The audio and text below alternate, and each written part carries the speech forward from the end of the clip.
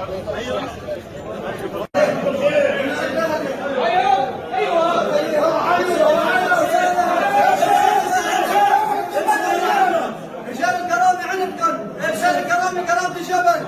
الكرامة كرامة سوريا.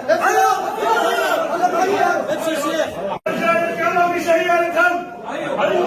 نحن رجال الكرامة سيارتهم. الفوضى والعمى من هذول الدم. عندك جبلنا تتذاكر وياخذ تحت الخمس بيرقنا الموت بنخاف. نحن انتم عزوتنا ونكبر فيكم وفخر لنا كلياتنا. الله يوفقكم ويهون عليكم. نحن سامعين الشيخ وسامعين.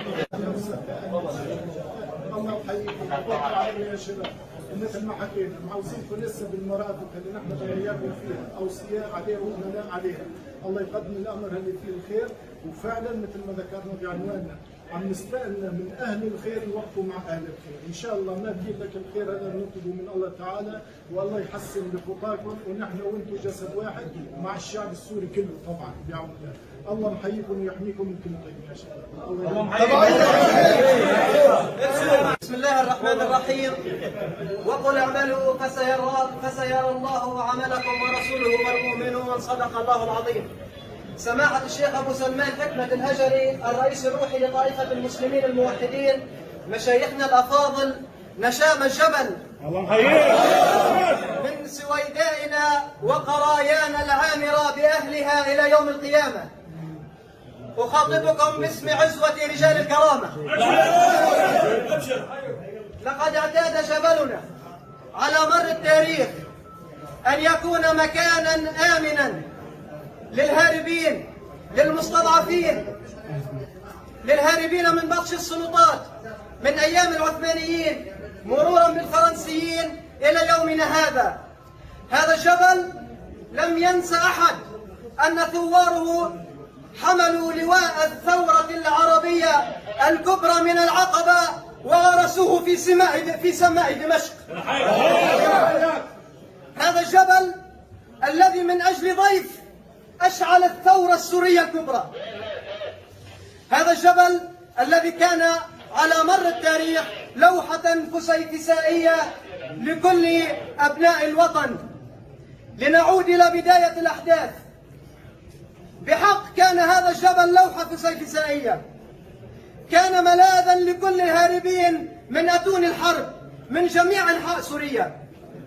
ماذا فعلوا به؟ أصبح مكانا للخطف، للقتل، مكانا للخوف.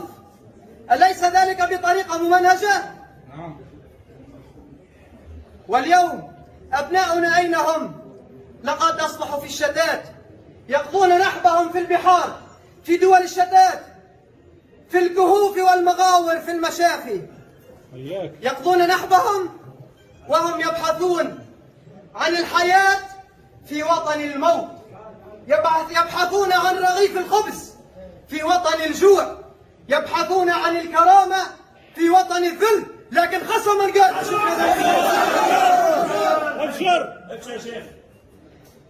إن مطالب شبابنا هي مطالب محقة، وقد كان موقف رجال الكرامة منذ نشأته بقيادة الشيخ المرحوم أبو فهد وحيد البلعوس تلبية لكل نداءات الأحرار، وقوفا مع مطالب الشعب، مع مطالب الأهل. ونحن اليوم نؤيد أي مطلب شعبي، نؤيد الموقف الذي يتخذه سماحة الرئيس الروحي لطائفة الموحدين، والذي يذكرنا بأسلافه الأنجاب المرحوم. الله يرحم السلف. إن هذه الوقفة ليست إلا تغطية لفراغ من صنعه المسؤولين الذين دأبوا على تمثيل السلطة لدى الشعب ولم يمثلوا الشعب لدى السلطة. دأبهم التصفيق. أين حقوق الناس؟ أين المطالبة برغيف الخبز، بالمحروقات، بأدنى مقومات الحياة؟ نحن اليوم مع مطالب جميع أبناء الشعب، ونشكر وعيهم الوطني وحسهم. لم يقدموا على تخريب أي مرفق أو مؤسسة من مؤسسات الدولة، فهم أهل الوعي والحرص بأنها ملك للشعب. ونحن من موقفنا هذا وشباننا على تخوم جبل الله محييكم. منتشرين لحماية جبل نؤيد مواقف أبنائنا وشعبنا السوريين الوطنيين في صون كرامة الإنسان، ونحن نرفع شعار بتبعية أهل جبل، وإن فرقتنا هموم الحياة تجمعنا مواقف الكرامة. الله يحييكم. ونحن كما قال شيخنا الشهيد: إما فوق الأرض بكرامي ونقول لشيخنا وربعنا: أبشر بعزك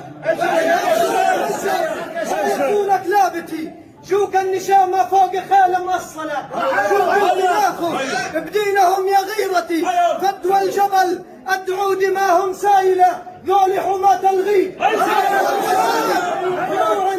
فروع من أصول عريقة مسلسلة من فوقهم شم البيارق رايتي وبعزهم نسحق عدو عايلة ذولي هلي رجال الكرامة.